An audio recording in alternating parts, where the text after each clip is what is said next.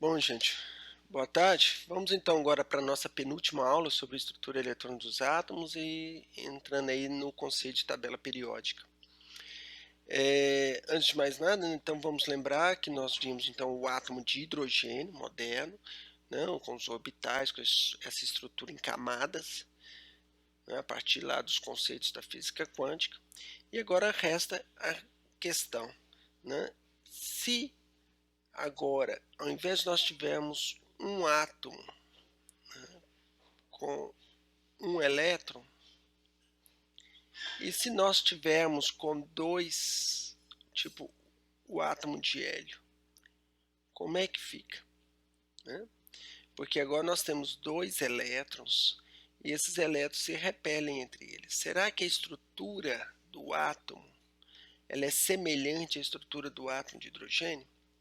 Então, para isso, nós vamos dar início aqui a mostrar para vocês, inicialmente, relembrando aí, né, a interpretação física da função de onda dada por Max Born, né, em relação às funções de onda.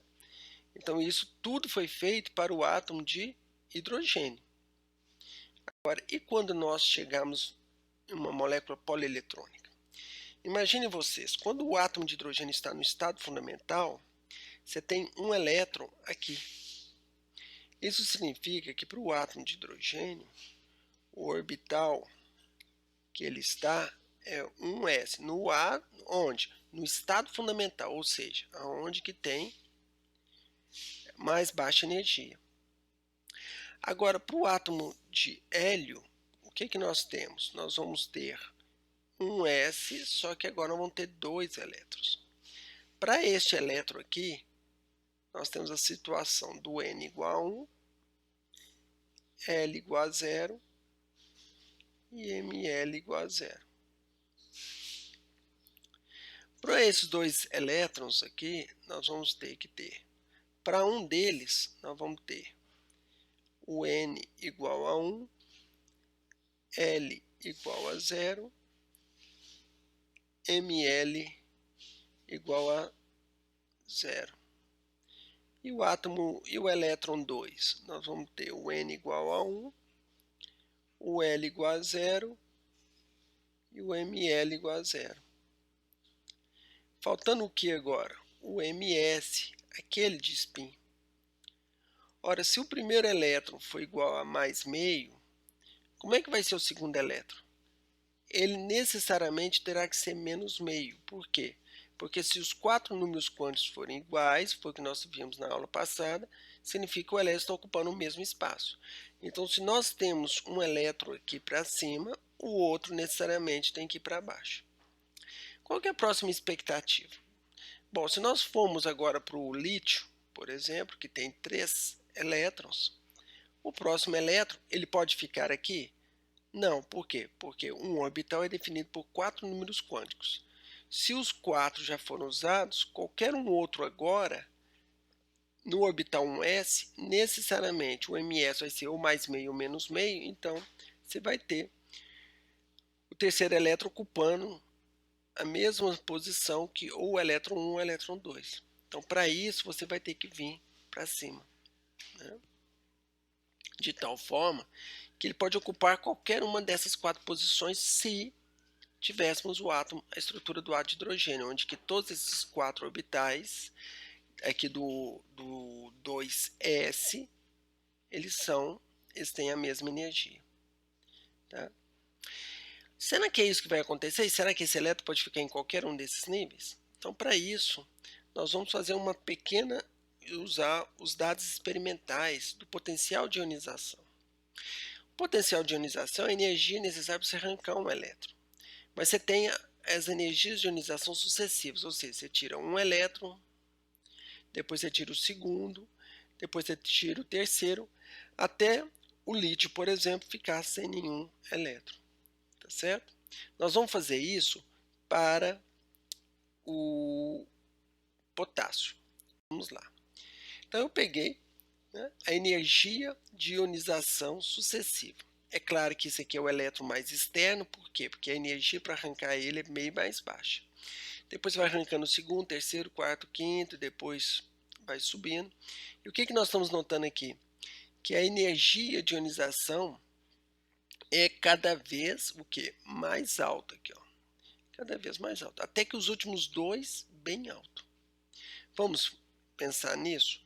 O que seria então essa estrutura? Então seria mais ou menos o seguinte, seria você ter aqui dois elétrons, aqui ó, são esses dois. Tá? Deixa eu mudar aqui de cor. Nós teríamos agora 1, 2, 3, 4, 5, 6, 7, 8. Então nós temos 8 elétrons aqui. 1, 2, 3, 4, 5, 6, 7, 8. Você nota que uma camada aqui, ó, aqui você teve uma variação de energia e depois esse aqui seria os 2, né, do N igual a 2. E o próximo? O próximo nós temos 1, 2, 3, 4, 5, 6, 7, 8. Vamos lá? Então, eu vou mudar de cor aqui para facilitar. Então, nós vamos colocar aqui 1, 2, 3, 4, 5, 6, 7, 8. Então, nós teríamos o N igual a 3. E aqui, olha, parece que tem uma pequena mudança aqui. Será que tem mesmo ou seria 9 elétrons aqui? Para a gente olhar isso, existe uma técnica matemática muito simples. Você tira o logaritmo, né, desse eixo. Por quê? Porque isso vai facilitar. Então vamos lá? Vou tirar o logaritmo ali. Olha o que acontece. Aquele mesmo dado, só que agora eu tirei o logaritmo. O que você nota? Você nota claramente que existe um gap aqui. Ó. Existe um gap aqui, outro aqui e outro aqui. Então, a partir de dados de potencial de ionização, depois até mesmo da espectroscopia, você vai perceber que, na verdade, o nosso sistema potássio com 19 elétrons, ele vai ter esta configuração eletrônica aqui.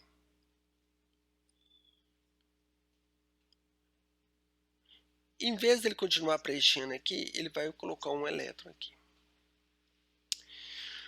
Por que isso? Né? Depois nós vamos olhar, mas basicamente o que eu quero mostrar para vocês primeiro, que a estrutura em camadas prevista para o átomo de hidrogênio, como é essa aqui, ela segue muito próximo para um átomo polieletrônico com 19 elétrons.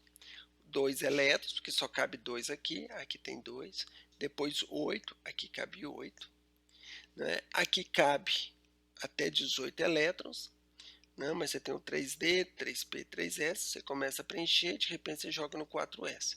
Se você fizer isso para outros elementos, você vai ver que depois que você preenche o segundo elétron aqui, a partir do terceiro ele volta a preencher esses elétrons aqui. Por que isso acontece? Porque o que está em jogo não é aonde que o elétron vai para ficar mais estável, é o átomo. Então, para o átomo de potássio, os 19 elétrons, o átomo fica mais estável quando ele está assim. Por quê? Porque quando ele está no mesmo orbital, você tem a repulsão elétron-elétron mais forte do que quando ele está separado.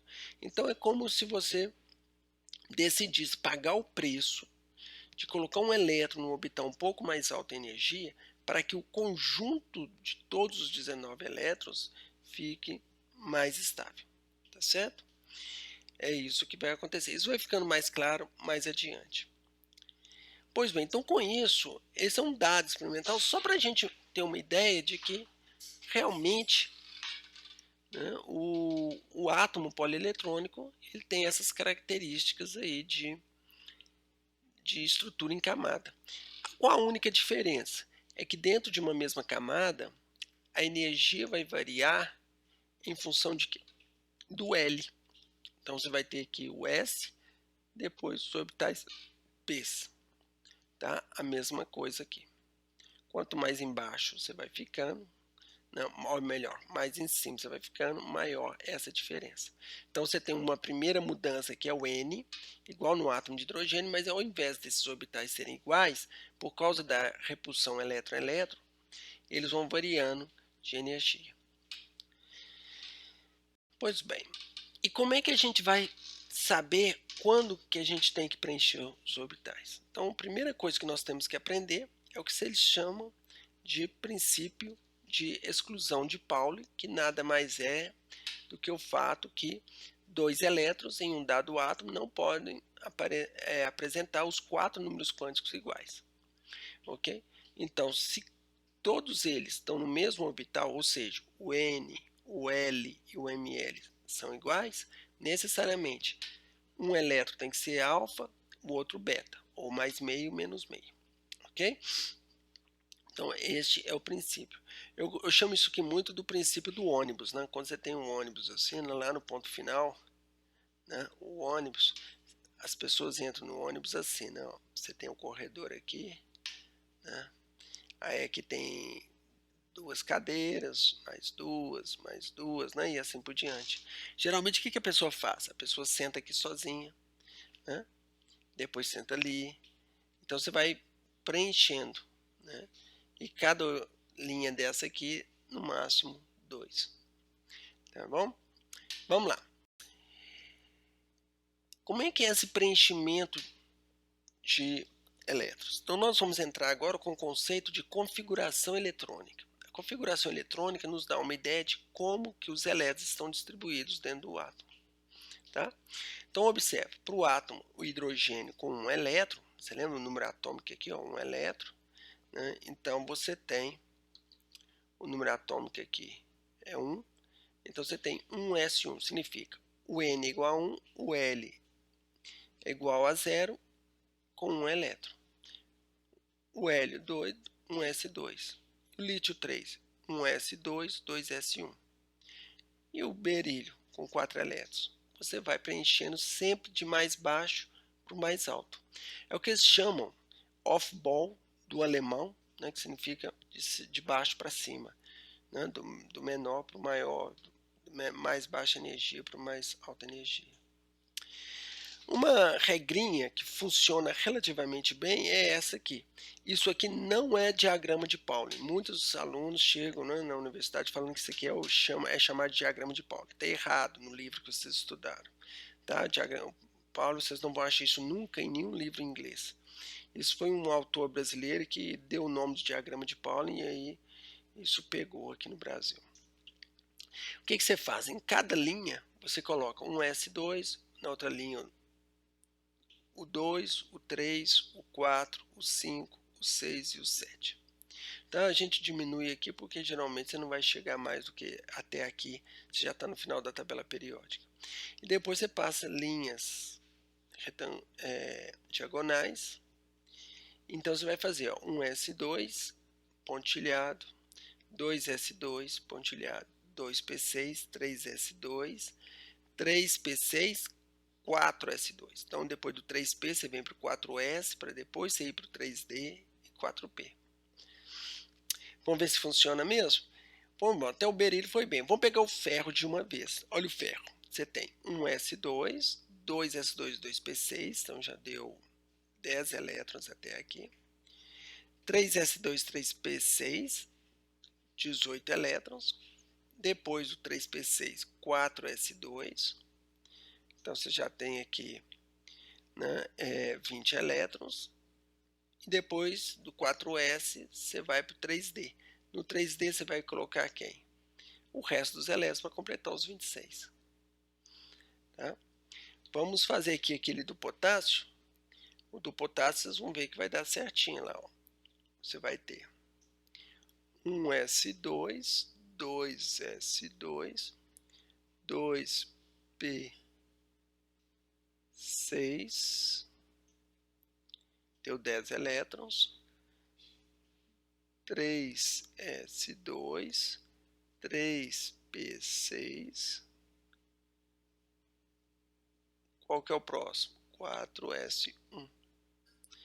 Então você tem aqui os 8 elétrons da camada 3, 8 da camada 2 e mais 1. Tá certo? Então, nós seguimos o caminho ali, bonitinho. Bom, tendo isso em vista, vamos deixar claro uma regra chamada regra do Hund. Aliás, é essa que é a regra que eu falo que é do ônibus, né? Quando você entra no final do ponto de ônibus, no início, o que acontece? Geralmente, vocês vão entrando e cada um vai sentando numa linha de cadeiras, bem separadinho um do outro. Isso é importante, nós sabemos fazer isso, né? Então, no caso aqui do ferro, como ele tem 6 elétrons, ele não está ocupando todos os orbitais desse, como é que vai ficar? Geralmente nós vamos fazer isso aí mesmo, ó, do jeito dessas caixinhas, ou mais simplificadamente, quando for à mão, nós vamos fazer desta forma.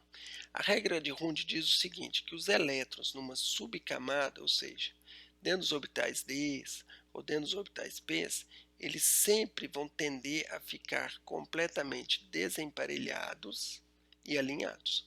Então eles vão ficar assim. Só depois que você preencheu todos, porque eles têm a mesma energia, eles são degenerados, têm a mesma energia. Como são 6, então você vai começar a preencher aqui. Ah, professor, mas qual que eu devo de colocar? Esse orbital aqui é o DZ2 ou o DX2 do menos Y2? Isso não tem importância, eles são iguais, eles são simétricos entre si, tá?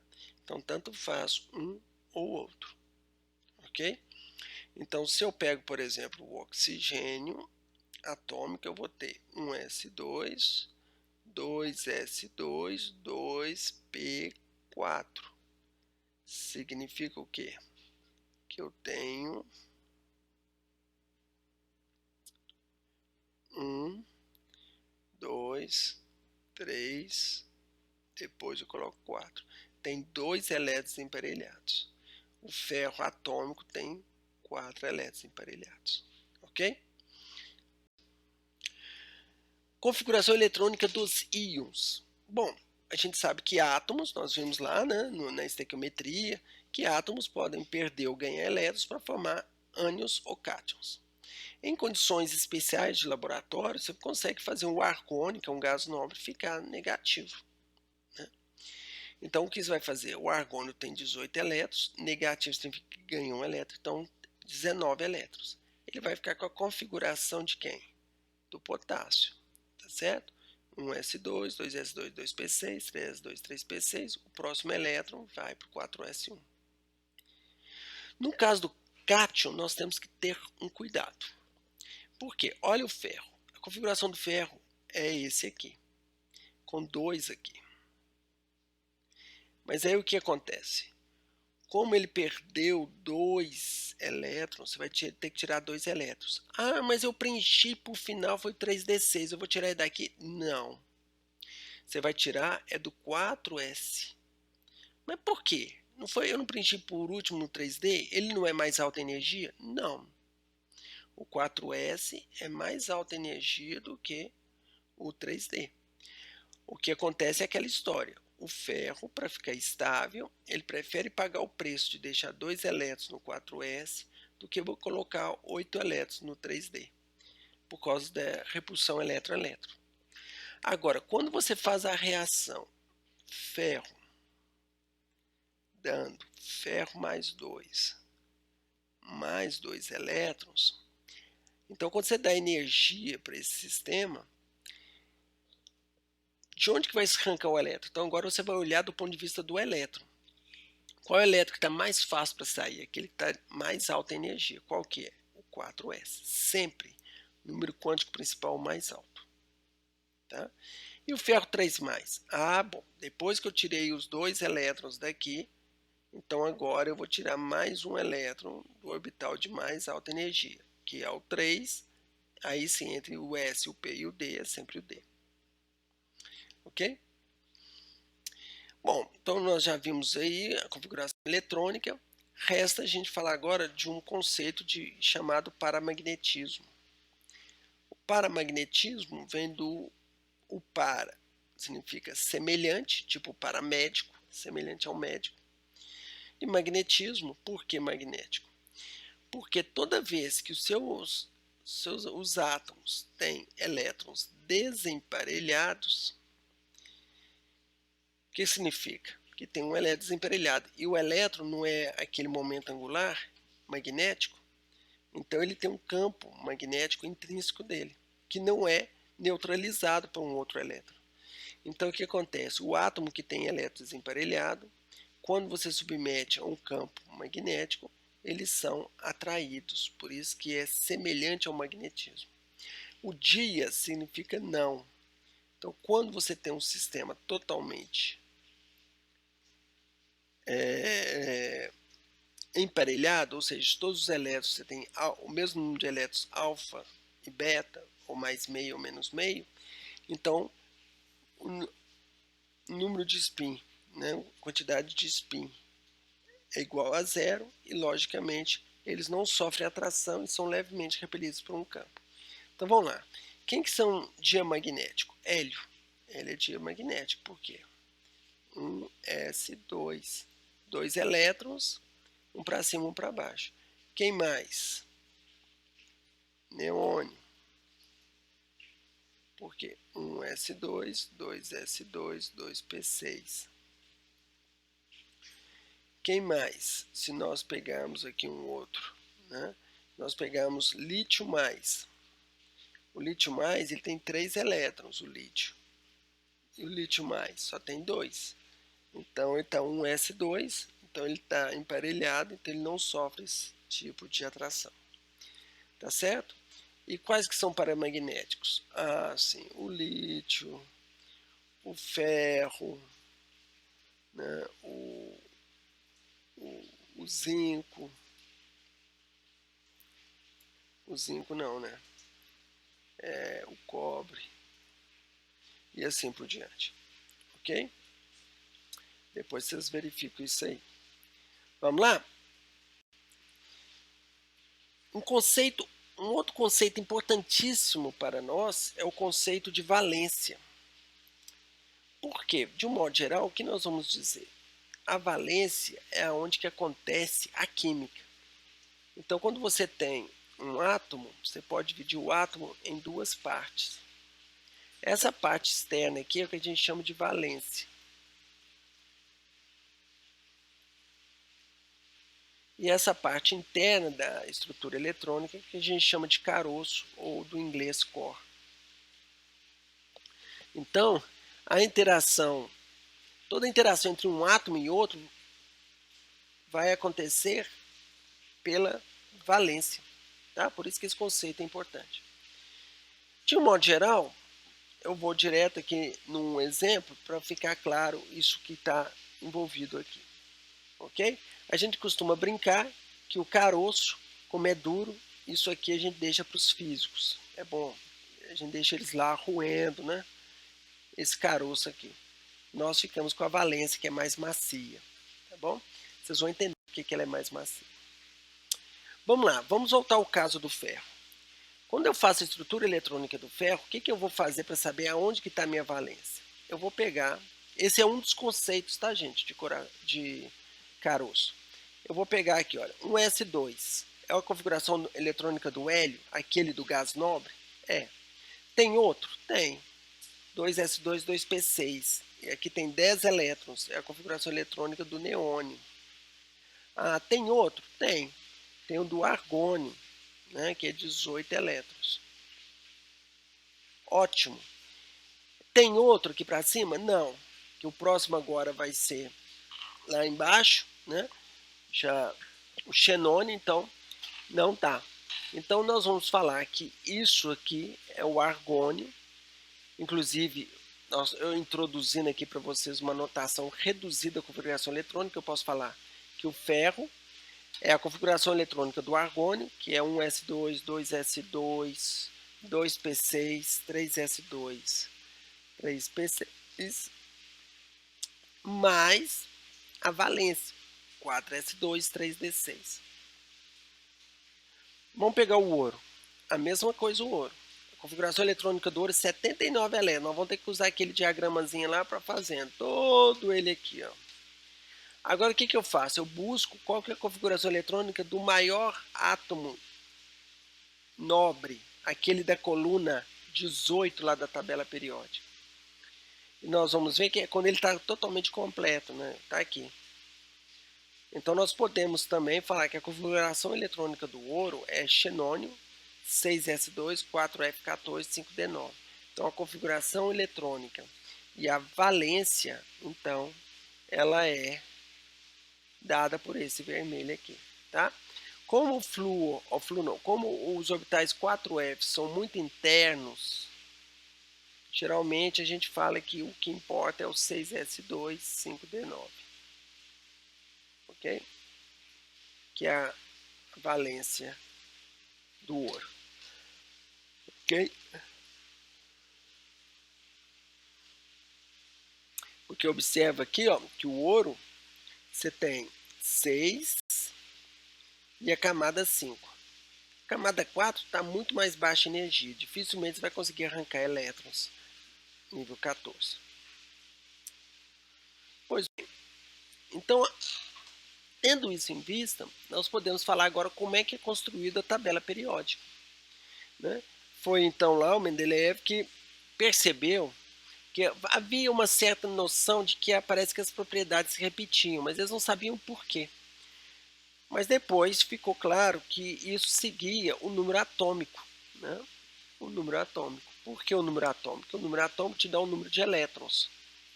E como a estrutura eletrônica, em função da quântica, né? Do fato que da energia ser quantizada, do fato de você ter números quânticos, do fato principalmente dos elétrons se comportarem como onda. Elétrons se comportam como onda. Em função disso tudo, é que os átomos têm essas estruturas em camada. Tá certo? Então, por causa disso, o que você fez? Se você pegar aqui a tabela periódica, você vai começar alguma coisa como 1s1, que é a configuração eletrônica de valência. Depois que não vão ter 2s1, aqui você vai ter 2s2, não é? Depois lá na frente você vai ter, aqui você vai ter o 2p1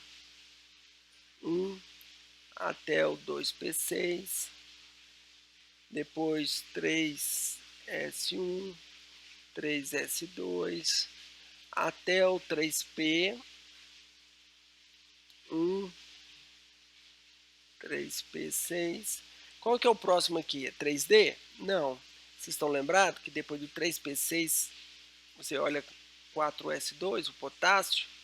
Então o potássio, depois o outro aqui, cálcio. E qual é o próximo? Depois de 4s, começa os 3d, né? Então 3d1 vai até 3d10 e depois volta no 4p1. E você vai tendo assim. Então por isso que a gente fala que aqui, ó, são os metais alcalinos terrosos, aqui os não metais, e esses aqui, ó, do 3D, são os de transição. Se nós continuarmos, vai chegar uma hora aqui embaixo que você vai começar a preencher o 4F. Aí você vai chegar nos elementos de transição interna. Então, esquematicamente é isso. Ó. A nossa tabela periódica, se não tivesse metais de transição, seria isso aqui. Mas nós vamos caminhando, né? Ó, metais, não metais, vai vindo. Quando nós chegamos aqui no 1S, 1S2, chega aqui 2S2, 2P1, vai bem. 3S1, 3S2, opa, chegou aqui. O próximo elemento aqui, ó, depois do cálcio, é quem? Né? É a nossa tabelinha lá, e aí, o que nós precisamos de fazer? Nós temos que abrir isso aqui. Né? Abrir para caber os metais de transição. Então, nossa tabela fica desta forma. Observa que, então, nós temos aqui os elementos, né, alcalinos, que são os metais alcalinos, alcalinos terrosos. Aqui os não metais. Esses são os nobres. Pega a tabela periódica e compara. Aqui nós temos os metais de transição. Então nós vamos ter o ferro aqui, ó. Olha o ferro aqui, ó, que termina com... Aliás, não é aqui, né? O ferro, 3D6. Né? Aqui o zinco. E assim por diante, o oxigênio. Né? E quando chega para preencher 6S2, o próximo seria 4F, em vez de ficar aquela tabela largona, imensa, o que eles fizeram? Daqui você pula para cá, preenche todos esses e depois você volta no 5D1. A mesma coisa para esse também. Então aí nós fechamos a nossa tabela. Então o que nós vamos ver? Nós vamos notar que como a valência ela é muito igual entre esses elementos aqui, para cada coluna a gente chama isso aqui de família. Por quê? Cada coluna, né, as colunas aqui são famílias. Por quê? Porque elas são semelhantes, têm propriedades semelhantes. Todos são 3P1. 3P1, 4P1, 5P1. Então tem propriedades semelhantes. Não iguais, mas semelhantes. E na linha você tem o que a gente chama de, que é a linha aqui ó, da tabela periódica, que é onde que você vai ter uma série de propriedades que se repete a cada linha. Né? Então essa linha você passou, né, uma linha, aí passou daqui você começa a repetir novamente e assim por diante. Tá claro? Pois bem, então essa é a nossa tabela periódica. Observa que nós chamamos aqui de lantanoides, porque esse 57 aqui ó, é o lantânio, esse aqui é o actínio. Então, por isso a gente chama que aqui começa a série dos lantanoides, que é chamado de terras raras, mas que não é tão raro assim. Tá? O cério, por exemplo, tem muito, tório, não, urânio, é muito, né, no mundo inteiro. Tá? Muitos deles são muito importantes para essas questões de fluorescência, né, que são a base das nossas telas, dos computadores e smartphones. Então, esses elementos têm as mesmas propriedades. Alguns colocam o hidrogênio meio separado, porque ele é um pouco separado. E aqui nós temos a coluna dos gases nobres, que é esse último. E aqui, olha, dos halogênios, né? Esses halogênios, então, nós temos o flúor, cloro, bromo, iodo e astato. A coluna do oxigênio e flúor, tem uma química semelhante, só que o do enxofre é muito mais rica, nós vamos descobrir por quê. Nitrogênio e fósforo e assim por diante. Pois bem, vamos fazer um exercício para ver se nós compreendemos isso bem. Se nós pegarmos um exercício aqui, dê a configuração eletrônica do zircônio 4+, do Cl, do manganês. Então eu vou fazer só do manganês. O manganês, né, ele é 25. Então do manganês é 1S2, 2S2, 2P6, 3S2, 3P6, 4S2, 2, 4, 10, 20,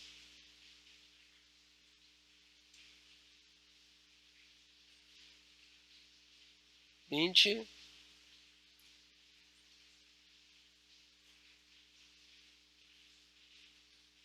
25. Tá certo?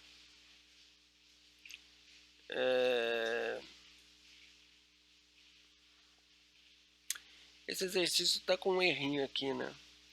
É manganês 2+. Eu errei aqui, ó. 2+. Tá?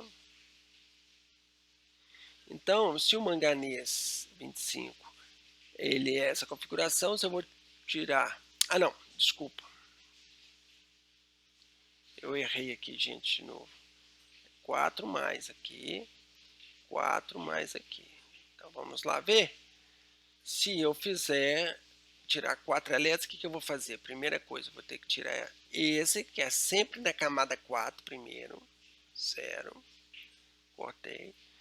Tirei 2 elétrons, mas eu tenho que tirar 4. Então eu vou tirar do 5 e colocar 3. Então a configuração eletrônica do manganês 4 mais vai ser 1s2, 2s2, 2p6, 3s2, 3p6, 3d3. Aí ele pergunta, para esses 3 elétrons aqui, qual que é o número quântico de cada um deles? Vamos lembrar que o que nós aprendemos da regrinha de Hund? Nós temos aqui 5 orbitais Ds, nós temos 3 elétrons, então nós temos que colocar eles assim. Tanto faz aonde vocês colocarem, mas eles têm que estar sempre alinhados e desemparelhados. Alinhados que significa ou todos são mais alfa, ou todos beta, ou mais meio ou menos meio. Então qual que é o valor do N? Tá aqui, ó, 3. Aí do outro, 3. E do outro, 3. E o L? O L é 0 é S, 1 é P e o 2 é D. Então, o L é 2, 2, 2. E o ML? O ML tanto faz. Eu posso ter colocado desta forma, como eu posso ter colocado, por exemplo, aqui, ó, ter colocado aqui ou aqui, por exemplo, e aqui. Tanto faz, ok? Qualquer uma dessas você tá certo. Tá certo? Então, para que a gente não erre, lógico, né? Qualquer valor. Quais os valores de ml que podem ser? Menos 2, porque o L é 2. Então pode ser menos 2, menos 1, 0, 1 e 2. Então, para contrariar, eu vou botar menos 2, menos 1 e 0. Tá? Mas eu poderia ter colocado aqui menos 1, 0 e 1. Posso colocar menos 2, mais 2 e 0. Tanto faz. Aqui que é o perigo. Aqui ou todo mundo é mais meio, ou todo mundo é menos meio. Cuidado, se isso aqui for dado em prova e vocês colocarem mais ou menos, eu vou dar errado. Isso aqui não pode. Eu estou te pedindo para você definir. Ou você define tudo mais meio ou tudo menos meio. Se aqui você colocou mais, então aqui tem que ser mais, aqui tem que ser mais. Porque eles têm que estar o quê? Alinhados. Aqui, ó. Agora, se você colocou menos, então tem que ser menos meio, menos meio, menos meio. Ok? Então essa que é a ideia. Pois bem, então vamos terminar essa aula por aqui. E a próxima nós vamos agora falar da tabela periódica e de suas propriedades, as propriedades periódicas. Tá certo? Um abraço a todos aí. Tchau.